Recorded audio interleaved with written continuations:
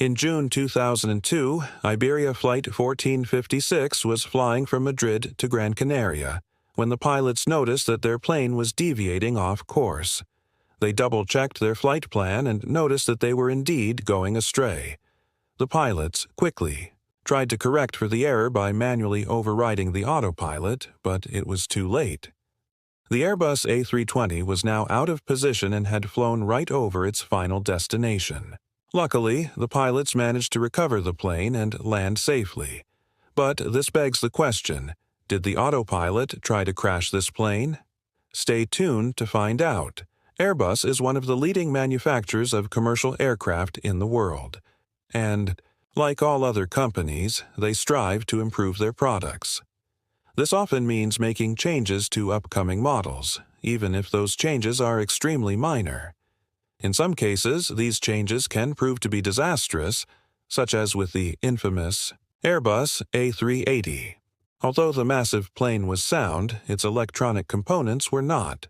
It would soon become clear that the plane's computer systems would regularly malfunction, causing the indicators to flicker erratically. These malfunctions could occur when there were drastic changes in pressure, such as when the plane touched down or when it flew through clouds. The malfunctions seemed random and unpredictable, which made them extra terrifying. Things eventually got so bad that Air France grounded the entire fleet for 2 whole weeks. To make matters worse, the issue was never properly fixed and the plane simply started malfunctioning less frequently. This wasn't much of a consolation for the passengers who had to deal with the constant fear of their plane suddenly breaking apart in mid-air. But not all Airbus models have been plagued by serious defects. The Airbus A320 is widely regarded as one of the most reliable planes ever made. But that doesn't mean that it's completely immune to problems. On April 24, 1991, an Airbus A320 was on its way from Marseille to Cologne when the pilots lost control of the plane.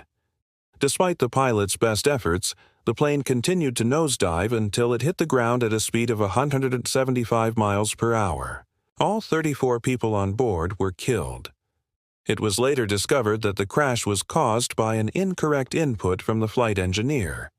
But that still didn't explain why the plane didn't automatically level itself when it began to nosedive. A similar incident occurred on November 10, 1993. An Airbus A320 was flying from Paris to Cologne when the pilots turned on the autopilot function. For some reason, the plane then began to descend at a sharp angle and the pilots struggled to regain control. Luckily, they managed to stabilize the plane and land safely. They reported the malfunction to the authorities and an investigation was launched. The investigators couldn't find anything wrong with the plane, and they were baffled as to why it had almost crashed. That is until they talked to the pilots. It turned out that both pilots were colorblind, and they had accidentally selected the wrong altitude. That's right. A malfunction in the Airbus A320 could be triggered by a simple case of mistaken identity. However, this problem was unique to the older versions of the Airbus A320. The newer planes featured a more advanced autopilot system that wouldn't be affected by something so trivial. So it was quite a shock when Iberia Flight 1456 experienced something similar. In June 2002, 2 pilots were flying an Airbus A320 from Madrid to Gran Canaria. The flight was uneventful until the pilots turned on the autopilot function. The 2 pilots decided to take turns resting, so one of them dozed off for a while. When he woke up, he noticed that the plane was in the wrong position. He quickly went to his co-pilot and asked him to check the flight management system and the autopilot system. The co-pilot confirmed that the plane was following a different flight path than the one that they had programmed, but before he could do anything, the plane suddenly banked to the left. The pilot quickly disabled the autopilot and manually steered the plane away from danger. Once they were safely away from the cloud formations, the pilot set the plane back on its original course. But the same thing happened again. The plane banked sharply to the left. Clearly, something was wrong with the plane. The pilots put the plane into manual mode and headed back to Madrid. As soon as the plane landed, mechanics got to work trying to find the source of the problem. but they came up empty-handed. There was nothing wrong with the plane. At first, everyone assumed that it was just a case of pilot error. The pilots themselves also believed this, but there was one big problem. Neither pilot had done anything wrong. They had double-checked the flight plan, and there was no indication that either of them had made a mistake. The pilots were instructed to take the plane back up into the air to see if the problem had been fixed. Everything was working perfectly. At first, the pilots decided to fly the plane manually since they didn't want to mess around with the autopilot.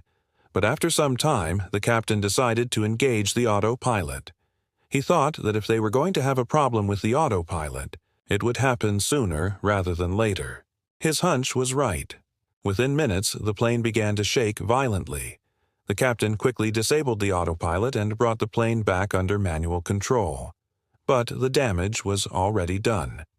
The plane had deviated so far off course that they couldn't possibly make it back to Madrid. The pilots had no choice but to land the plane at Gran Canaria instead. They radioed the control tower and informed them that they were diverting to Gran Canaria due to technical difficulties. The plane landed without any issues and the passengers were bussed back to Madrid. The incident was over and everyone moved on with their lives, or so they thought. A few days later, the pilots were summoned to a meeting with their superiors. They were told that the plane had been thoroughly checked and there was nothing wrong with it. Their story checked out and there was no evidence that they had done anything wrong. But that still didn't explain why the plane had acted so erratically. The airline had no choice but to suspend the pilots while they conducted further tests on the plane. After the second test flight, the plane was cleared to fly again, but the pilots still had no answers. Eventually, the airline reinstated the pilots and paid out the passengers. But the question of what really happened remained. Did the autopilot try to crash the plane? And if so, why? It turns out that the problem wasn't with the plane at all. It was with the software that controlled the autopilot. The software was designed to keep the plane on the correct flight path. If the plane veered too far off course, the software would kick in and steer the plane back on track. But in some rare cases, the software could malfunction. In this case, the software had malfunctioned and had tried to steer the plane back on course by banking it sharply to the left. Luckily, the pilots had caught the error and had overridden the autopilot before anything catastrophic could happen. Now, you might be wondering, why didn't the software just turn the plane around and head it back in the right direction instead of trying to bank it to the left? Well, that's because the plane was already pointed in the right direction. The problem was that it was way too high up.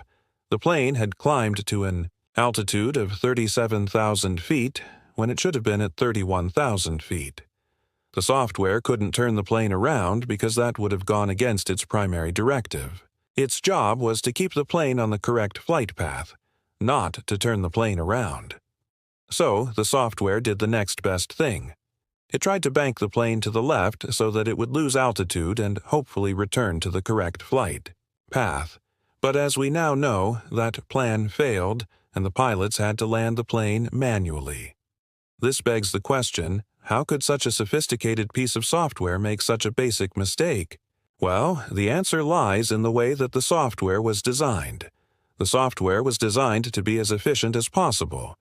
It used a technique called look-ahead control to predict where the plane would be in the future and then adjust the controls accordingly. This technique worked well most of the time, but it could cause problems in certain situations. One such situation was when the plane was flying through a mountainous region. The software would look ahead and see the mountains in the distance and then begin to adjust the controls to avoid them. But by the time the adjustments took effect, the plane would be much closer to the mountains than expected, which is what happened on Iberia Flight 1456. The software looked ahead and saw the mountains in the distance and then started making adjustments. But by the time the adjustments took effect, the plane was much closer to the mountains than expected, and it had already deviated too far off course. So the software did the next best thing. It tried to bank the plane to the left, so that it would lose altitude and hopefully return to the correct flight path. But, as we now know, that plan failed. This near miss could have been much worse. Had the pilots not been able to regain control of the plane, it could have easily crashed. But this isn't the first time that an autopilot has tried to crash a plane. In fact, it happened again just 4 years later. On January 2006, an Airbus A330 was on its way from Rio de Janeiro to Paris when the pilots engaged the autopilot. But the plane didn't follow the flight path that they had set. Instead, it started to climb to an altitude of 41,000 feet when it should have been at 35,000 feet. The pilots fought to control the plane, but they were losing altitude fast. Just as the plane reached its maximum altitude, the pilots managed to regain control and bring it back down to the correct altitude. The pilots had just barely managed to avoid a disaster, but what had caused the autopilot to behave so erratically? The answer, once again, lay in the software. The software had malfunctioned and had given the pilots the wrong altitude. Luckily, the pilots had caught the error and had been able to regain control of the plane before it was too late. These incidents highlight the importance of having a backup system in place just in case the main system fails. But they also raise an important question. How do we prevent these incidents from happening in the first place? Well, that's a question that engineers and programmers are still trying to answer today. But one thing is for sure, it's only a matter of time before another incident happens. Now watch. Did the CIA just send a mysterious package to Area 51? Or check out this video instead.